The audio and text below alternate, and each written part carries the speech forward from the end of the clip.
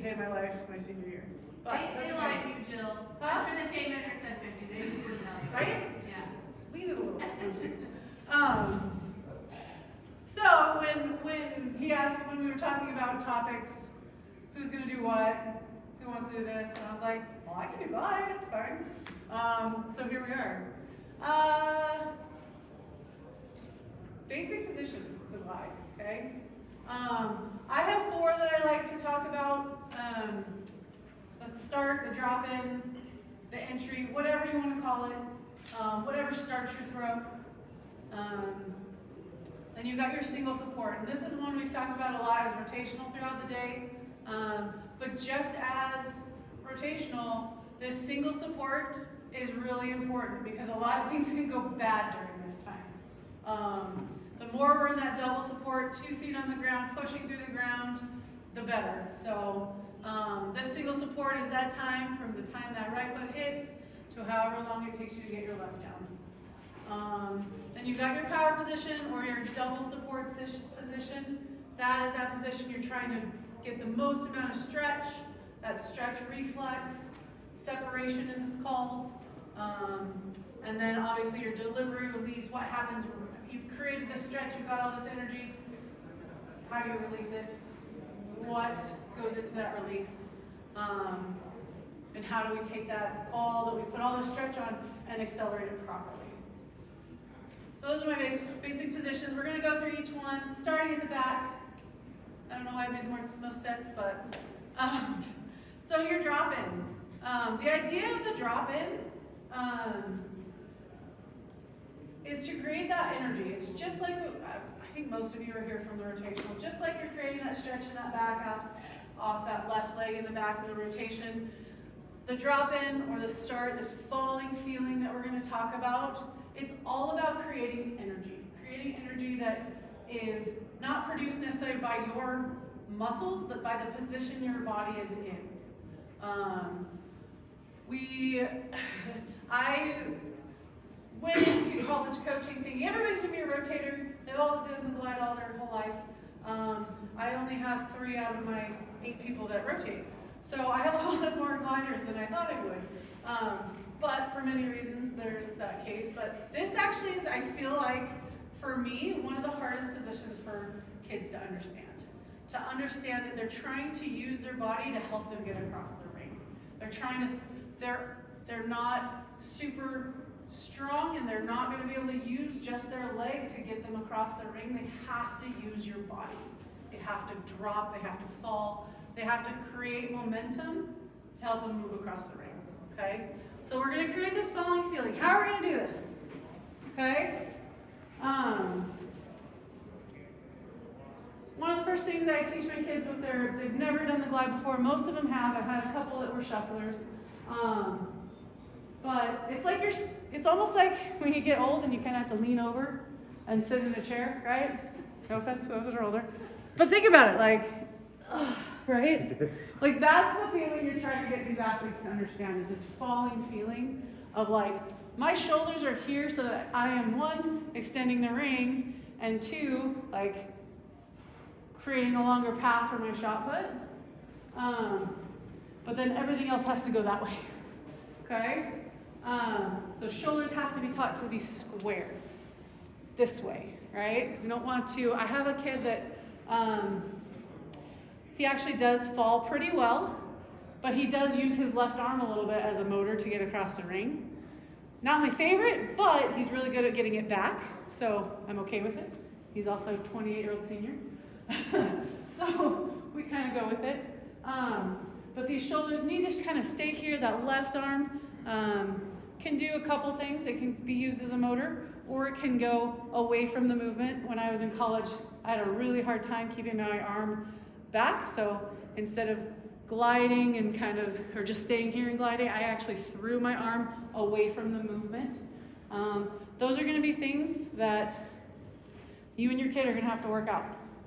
What works best for them? What's the easiest way for them to keep their shoulders back? Trying maybe different kind of options. I had people wrap out of the back because they like to kind of lead with their shoulder. So there's many different ways that left arm can be used. But the whole goal, either way, is for those shoulders to stay here, or even come back a little bit if you can. Okay? Heads and eyes back to a focal point. I actually have practices because I, like Sarah, was not a visual person when I threw. Everything was kind of a blur. So when I started getting more consistent, I was better at finding focal points, which obviously becomes easier. So I understand the value of them. So I'll have practices with my kids where we're drilling. All we're doing is focal point. I'm not really worrying about, if their left is kicking low or whatever that is. I'm saying, do you see this? I do the number system. Did you see my number that I held up? So I really want their head to be up and back with their shoulders. Yeah. Is that with a full progression, or is that just maybe your drop step, or It's everything. It's As everything. long So you go I for the full thing, yes. put something up front. Yes, so I'll use their water bottle a lot of times. At meets, it's a little more difficult, but I tell my kids, and I used to do this, so I would go up to the ring, find my focal point. Now, when you're in a little confined space, sometimes that can be hard, or someone's moving, or there's an official, but just having a general idea of a focal point angle, then you kind of can know where to look back at that point and find something. I try to, use stationary items or, use your water bottle, something. I don't know if it's legal to put one in competition. I don't know. All right. No one kicks it. Huh? No one kicks it. Yeah, as long as no one moves it, right? There were many times that I competed at some very interesting places across the world, and, we competed in a castle one time, which was really cool, but for visual purposes, it was a little bit awkward. There's people all in there competing in a train station. Like I said, sometimes officials are standing behind you, but just that general, okay, I know my head needs to be here, and that can be created with a focal point.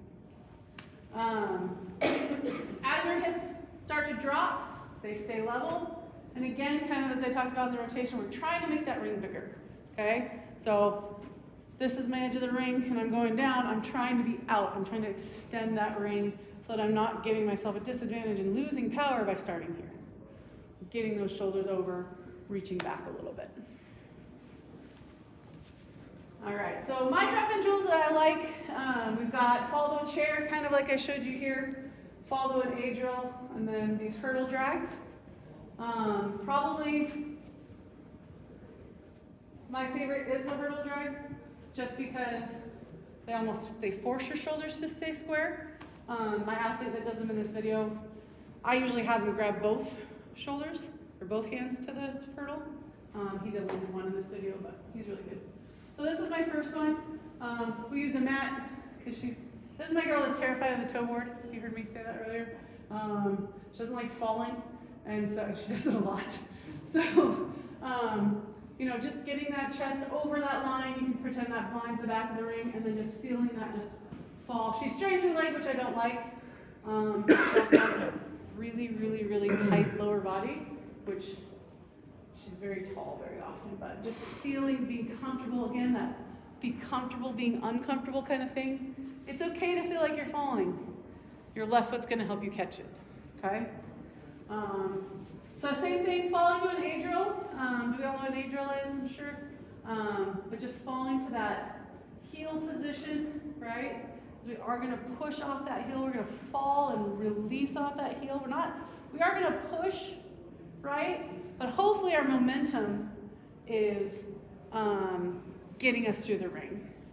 Funny story about this. I'll go a side tangent. We had a kid that we competed against. He was in our district. Didn't really have a coach. And we were at a meet one time, and we're like, Dustin, you need to be falling off. You need to come off your heel, you're pushing off your toe and all this thing. And so the next competition, he lines up like this. And we're like, oh no, we broke him. So he's a really good kid. So he's like, I don't understand what you guys are talking about. But eventually we taught him this drill and he was able to figure it out. But, if they're pushing off their toe, they're just relying on that quad to really get them across the ring. But it's really the momentum that helps increase that moment or increase power and get across that ring position. So this is that hurdle drag. again, I like the 2 hands because it does square both arms up. Okay, you can kind of see, kind of stands up a little bit, but if you can also do it with a fence or a partner. So you can grab a partner's hand. I actually have a great picture of my high school team and I at State Meet doing those drills in between rounds just to work on that shoulder staying back, that shoulder staying square. All right, so single support. Single support is that weird transition where we're all trying to get our foot turning, right? We're trying to get that foot underneath us. We're trying to keep it moving. We're trying to keep our weight over that right leg so that we're not shifting forward onto the left and losing all that power, all that separation. So yeah, the keys here is just one, maintaining that shoulder position, maintaining this position. Like I said, one of my guys, he does drop as he goes and then throws it back out, but maintaining that shoulder out over that right leg position here. Because we know if we're going here, one, we're either going to foul, or we're not going to get all of that power, all of that stretch reflex into the shot put. You are going to leave again off that left hip or that right heel out of the back. And then the left leg, I like to cue, okay, it might have been on one of the other sides. I personally like to cue that I'm going to kick with my heel. I want to keep my hips level, and if I'm kicking my left leg up most of the time, right, what's that going to do? It's going to rise my hips, it's going to pop my chest up, okay? So I'm trying to kick with my heel on my foot, okay, to keep it low. One of the drills, I didn't put it on here, but you can take those A drills, or you can just take like dry glides, put a cup down, okay? One of the little athletic cups, and have them try to kick the cup with their left foot. A little low cup, I found cones are too big. Little tiny cup, and they have to try to kick it with that left foot. That helps keep it down. Again, eyes back to that focal point again. Again, this is a position that just bad things can happen in. I feel like that single support, the more we can the seconds we can take off that single support position, the more power we're going to have. So one of the drills on here, it's continuous quick foot holding a fence. I didn't put that as a drill, but basically you're just here. Kids are on one foot practicing actually like turning their heels and keeping their shoulders square. Okay? Just back and forth, nice and easy.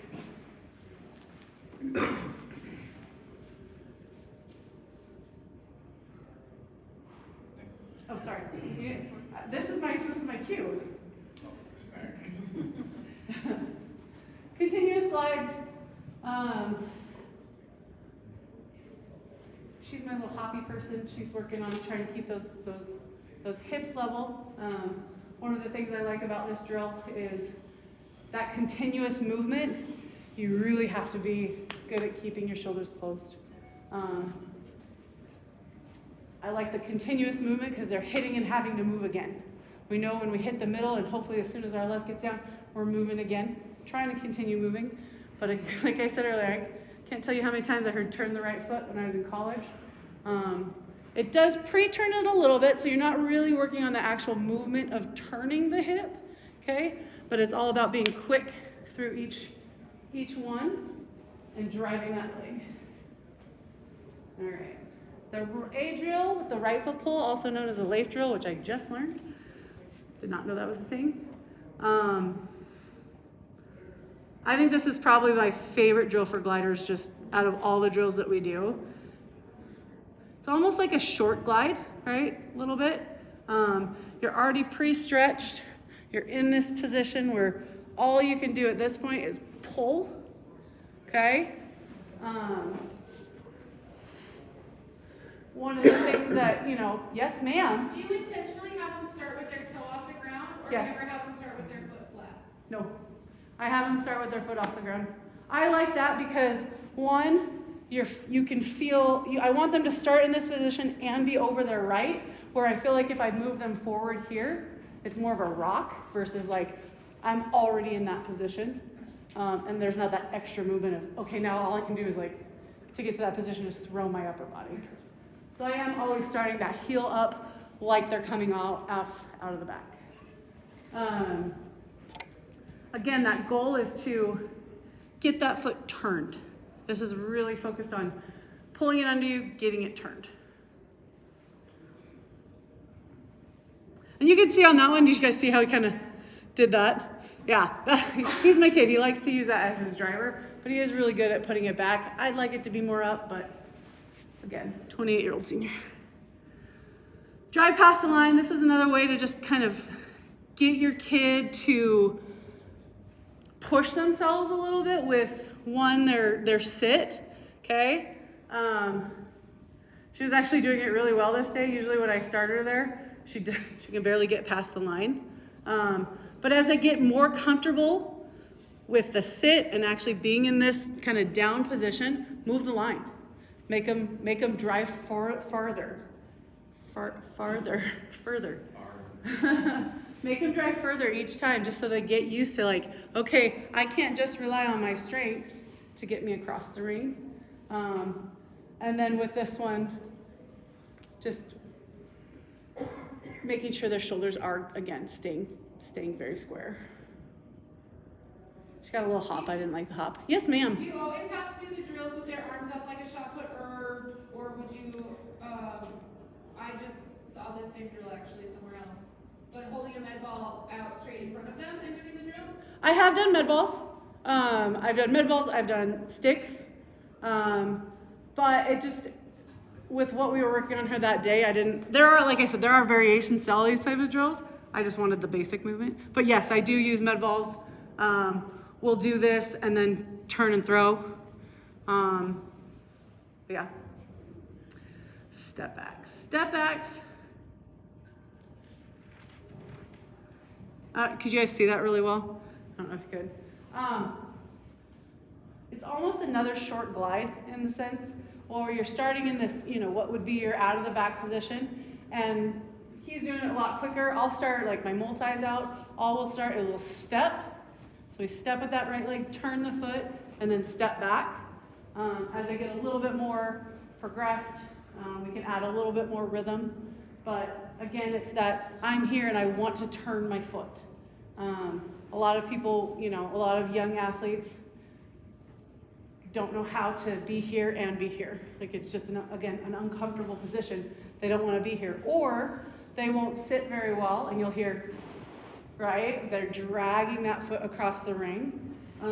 This is a good way to like, I know I need to be up, under, with my foot turned. Do you have that front foot, like, going back to last session, I think you'd call like a 10 o'clock? Like, where do you have that toe pointed when, like, the cue for the right foot? The right foot? Yeah. Like, when it gets like the power or the stand throw position. Yeah, I'm kind of like a 10 o'clock person. He's actually, and especially in these drills, he gets it a little bit more. I like the overemphasis. I'm always going to coach my kids overemphasizing a movement, knowing that probably won't happen during the actual competition throw. But you can see, like, yeah, it's like that. A little bit past 9:45, 45-ish. But you're never. Even the really, really, really elite gliders, like a Storl, their foot's never going to be all the way to 9. I've never seen it.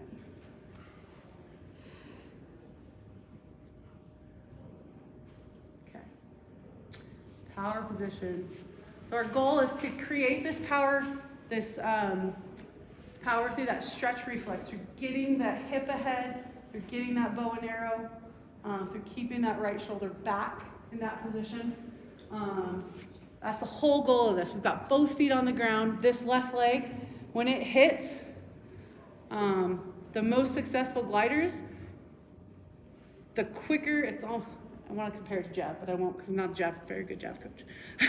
But the quicker this left can now extend as soon as it hits and flat on the ground and we're turning into it, the more power you're going to have because we're going to just decrease the chance of that shift.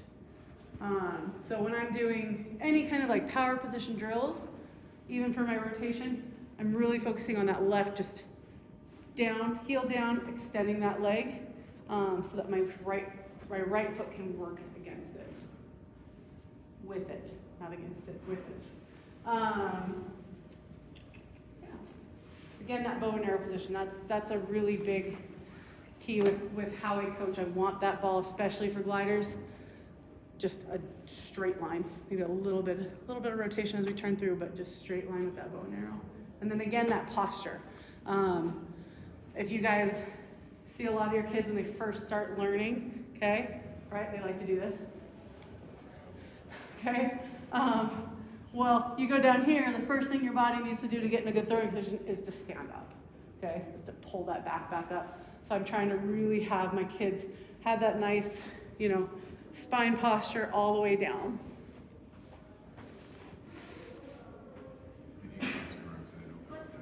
What? I apologize if you're here earlier and you saw all these drills about half stands. We're working that bow and arrow, creating the path. Right foot pop-ups. I don't use this a ton with my college kids. I've used it more when I worked with high school kids. So they can kind of understand how this right foot kind of works. Knee tap, elevated block, we'll go through those. Go ahead. So again, that half stand position. Creating that bow and arrow before, right here. So my right foot, it's a little more turned, right? It's a little more towards 9 o'clock because ideally it's still turning from when I hit. My shot is right here. It's not, I don't over-rotate them in this because I want them to feel just a straight line, okay? So my elbow's pointing down and back, my left arm's up, and all I'm doing is pulling straight through, getting a good path, practicing that good path.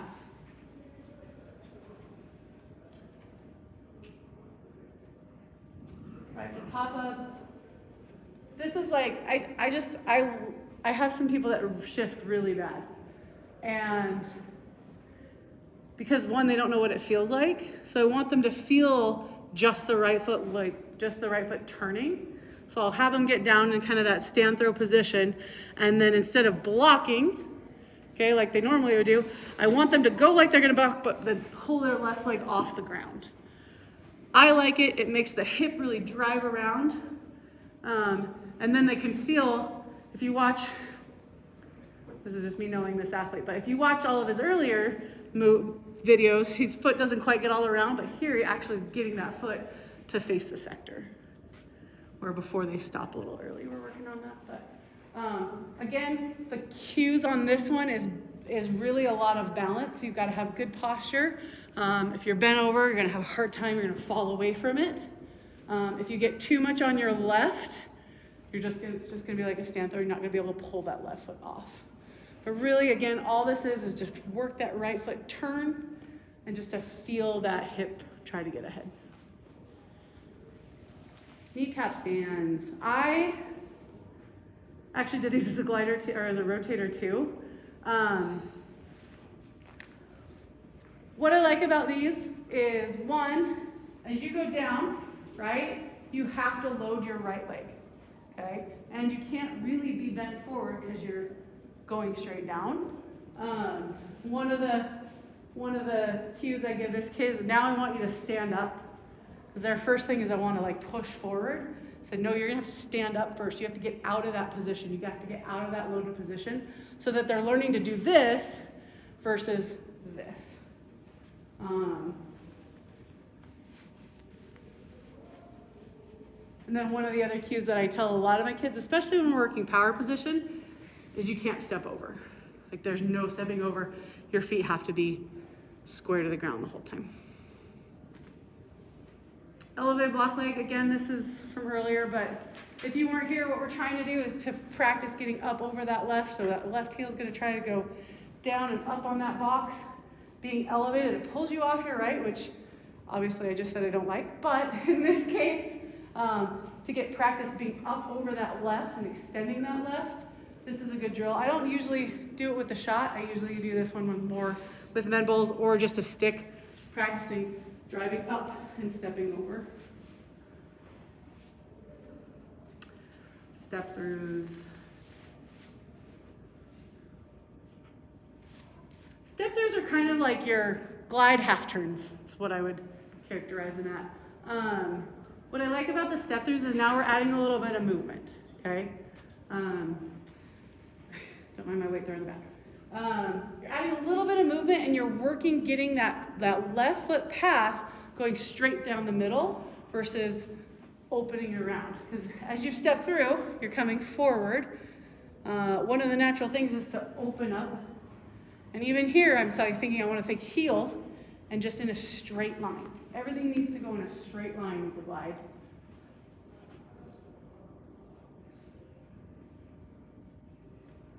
Any questions on that one? All right. Delivery release. Again, we're creating that bow and arrow. We're getting that good power position. We're keeping that shoulder behind the hand as we turn. We're not letting it come out here. And we're driving up with the shoulder and the hip. That left arm, again, we've talked about that hinge motion, okay? Especially as you're doing like your power position, right? Work that hinge versus throwing that shoulder. That left side is gonna block, and that right side, if the hip turns just right, we're gonna try to reach over that toe board. Make the ring bigger. Block is that quick extension. It's gotta be quick. The more quick it can be, the less chance you're gonna have of that shifting motion in the middle.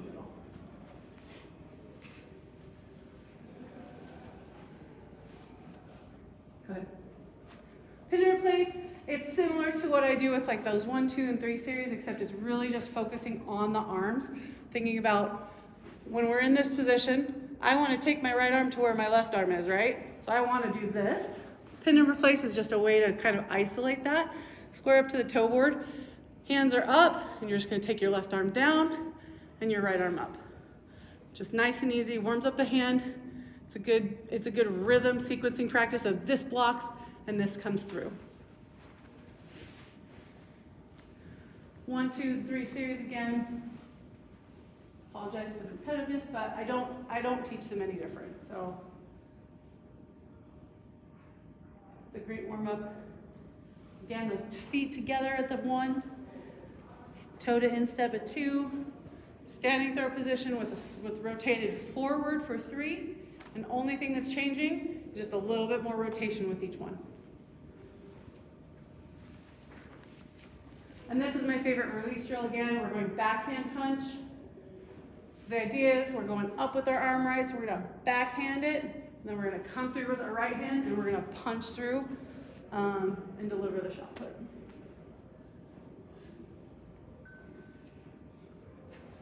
It's like I'm going much faster this time. We have a lot of questions. They're like, we know all this. So this again is my throwing progression. It's a little bit different, obviously, with glide. We still have the 1, 2, 3 series. That's my hand warm up, right and left-handed, depending on the time of year. Heavyweight shots early on. Half stand throws to non. It says non. We do a little bit of reversing with my gliders. I don't do it with my rotators. I don't know why. But the half stand, just that bow and arrow. And then pop-ups, those ones I just showed you, stand throws, non-reverse reverse. Always working through the ground. Pull under drill, step through, step backs. Short glide, this wasn't a drill, but basically what you're doing is you're moving this maybe about a step back from the back of the ring, okay? What I like about this drill is that you have to get your left foot down quick or you're gonna be over the toe board, okay? So if you shorten your glide, you can only move a little bit, can't even glide anymore, you can only move a little bit, that left's gonna be a little bit quicker because you know you have a shorter space to move. I put this in there because I think with a lot of you being high school coaches, we actually talked about this briefly on break. How do you get them stronger if maybe you don't have them in the weight room or just reinforcing different kinds of positions? These specific strength exercises are really going to help with that development. You're going to help, one, prepare the joints. You're going to prepare the muscles, prepare the joints, prepare the ligaments, everything that's involved in throwing. Specific strength exercises will help that. They mimic the movement, okay? So we talked about a lot of these drills being able to be done with med balls, overweight, underweight, all those different kind of ways to work those movements that are going to help the athlete either become stronger through the movement or become quicker. I like it with younger athletes because maybe you don't have access to a weight room, or maybe they're a multi-sport athlete. My 9th grade year, my sister, she's 2 years older than me, we were both doing track, we were both doing club volleyball, we were both doing softball, and I also played club basketball. So maybe you don't have a lot of time to work strength with these athletes. Specific strength, adding them into your drills, adding them in after, are great ways to, practice those movements, but not necessarily throw them in a weight room when maybe they're not ready. Do you have any personal, preferred lifts, if there is access, to a weight room, like barbell or dumbbell movements that you feel have been successful for you, or that you utilize more? Yeah, no, when I actually started lifting when I was 12 years old. My dad went on a health kick, and we all joined a gym. So I started lifting pretty young, and I was pretty lucky to have really good strength coach to start, and they wouldn't have been called strength coaches now, because they would be called strength coaches now. But he started me out how I feel like athletes should be at high school. Body weight. Body weight, body weight, body weight. When they can do their body weight, then you can progress them to dumbbells. Then you can progress them to a bar. Personally, I start every year with all my kids doing body weight or single leg. I don't progress them to a bar where they're doing complex movements for at least 2 to 3 weeks or so, because I want to see where they're at. For me, and we'll go to if you want to go to the next slide here, some of my favorites. In the weight room, obviously cleans were my favorite. I actually, when I was in college, was not allowed to do the snatch, so I didn't snatch until I was changed coaches. So cleans were my bread and butter.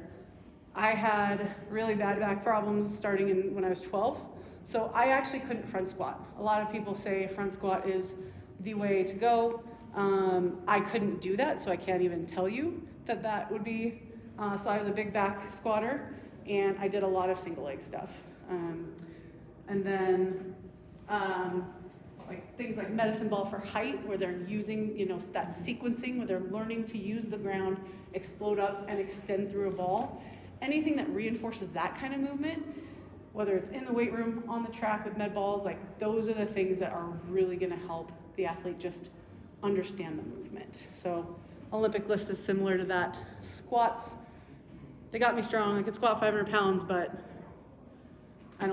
I don't necessarily, if they're trained correctly, if you're using them speed versus, power, it just depends on the athlete, how strong they are naturally. But these are some of my favorites, just so specific. Do you have rotational landmines? What's that? Rotational landmines? Yes, So they're we also have like landmines. vertically down?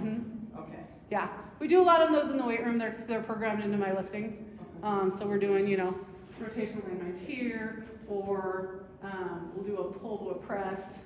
Again, that's sequencing anything rotational and again, working that complex movement versus just, yeah, I love those. They're easy because you can just stick a bar in the corner. You don't actually have to have a little tool that goes on. Yeah, we just do a bar in the corner with a band that is anchored at some point. Yeah, I don't even anchor them sometimes. Just stick it in the corner. But those are another great exercise. These are kind of more just things you can do more at the track versus in the weight room. So these, again, were also one of my favorites as an athlete. I liked overloading the med ball and really exploding off as soon as I caught it, I was trying to explode as quickly as I could off the box.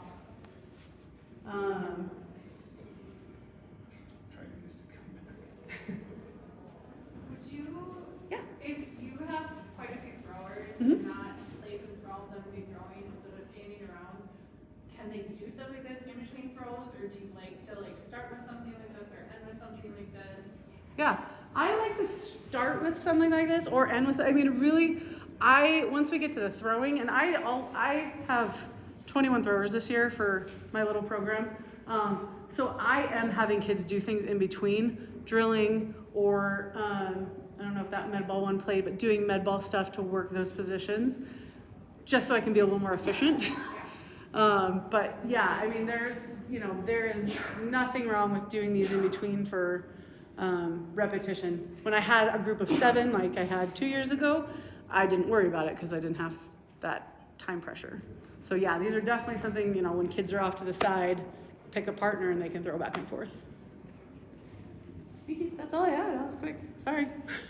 Oh, don't apologize. Felt quick. I have a question. Yes. We have a pretty intact weight training program. Mm-hmm. Do you suggest adding some of that? Like, is that too much if they're pretty targeted in the weight room to throw that in with the med balls and all that? It depends. It depends on, what your strength training program is.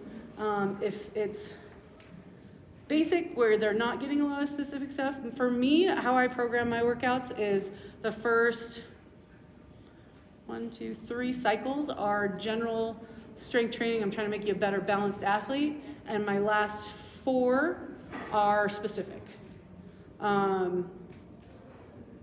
Depending on an athlete, if it was me and I was in high school and I'm doing all these sports at once, like I might hesitate putting more on top of them.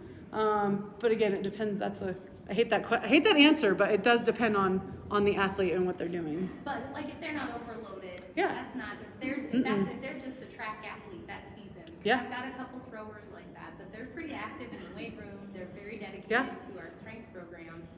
But I this always one like to hurts end it. in between to add some of that. I always like to end my lifting sessions with a specific exercise for the throws. Okay. Yeah. Yeah. Long, short, long. I knew this question was going to be asked. Okay, so I personally like the short, long, right? Long pull under, okay? I like it to be here. I don't like the wide stance. So you like the long, short? Is that what it is? This is how bad I am. I don't even know the difference because I teach one way. I've never categorized it. Okay. I do like I like the long drive, leg underneath you. I have not, there are people that can do it. The people that I feel like have a wider stance in their finish generally tend to be a little bit taller. They can't pull it under them per se because of their leverage issue.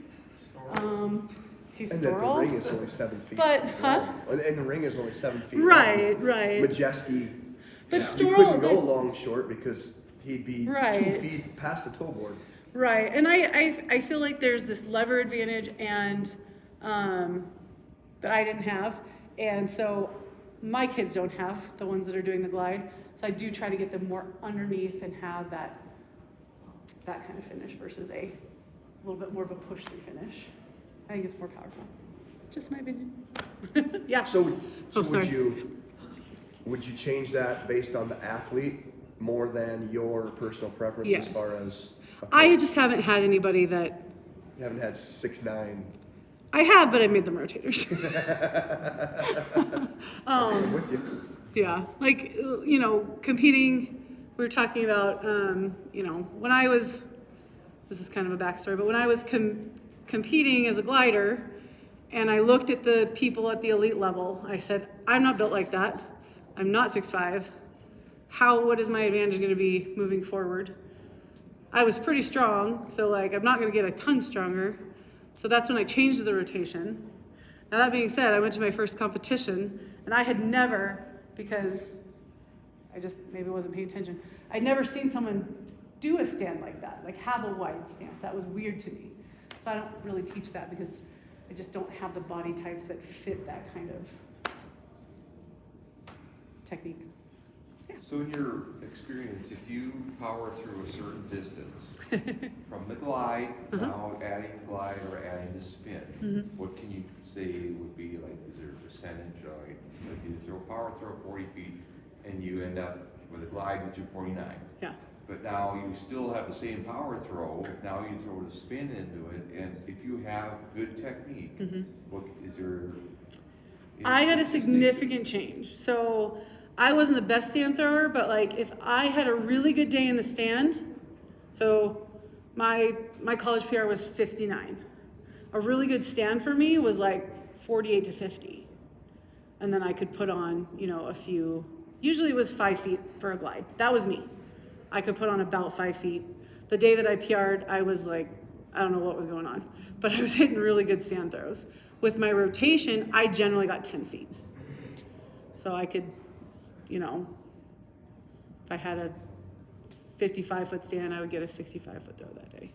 That was so it was almost, it was weird because I'd go to these competitions, again, going against these Valerie Adams, these, you know, Nadine Kleiner Tour, you know, significantly taller than me. I was actually really intimidated at first because they would do these stand throws that were 19 meters. And then they'd throw 19-10. And I'm like, wait a minute. You know, so that's when I knew that glide was not going to be what moved me on. But, you know, it's depends on the athlete and how they can move. And I got a lot out of that. Yeah, please. This is help me out if you disagree or agree. A stand throw for a glider is really important. A stand throw for a turner is more, this is the position I want to get to at the end of my throw. So it's more positional and it's not about how far can the ball go for a turner. I have to end in this position. So I'm just kind of practicing, mimicking where I'm going to end. Where a stand throw for a glider is, if you can't stand throw very far, you should be turning and not gliding. You know what I mean? It's a really important part of the throw. So I don't know if there's a mathematical, like Tom Walsh goes 22 meters when he turns, 15 when he stands. Yeah. It's not even comparable. But like your Valerie from New Zealand and Majeski and those huge monstrous gliders would, you know, they're standing 80% or 90% of what they're gliding. Yeah. You're just gaining a lot more momentum into the rotation. Your So you're dynamic going people are to- going to have a really big advantage. You're Yeah. going to have a monstrous difference between their stand and their turn. Yeah. Yeah. Oh, no, I just forgot the question. Question. Yeah. Too many things. Do you spend a lot of time focusing at the finish of the throw as far as getting out on the toe board, slamming their foot on the inside of the toe board, and do you spend a lot of time on that, or is that just kind of a natural thing that happens with the drills you do? I don't spend a lot of time. I do have that release drill that I do prior to going to throw, but when we're throwing, I like to focus on the non-reverse stuff. And if the reverse happens, my biggest thing, you know, as they try to reach, if they're coming back, that this leg comes up to counter, that's one of the only cues I'll really give them. But I'm telling my kids, you know, we've got to perfect these movements so that that's not even a thought like, oh, I have to stick my leg up in the air. It just happens naturally from doing the proper movements.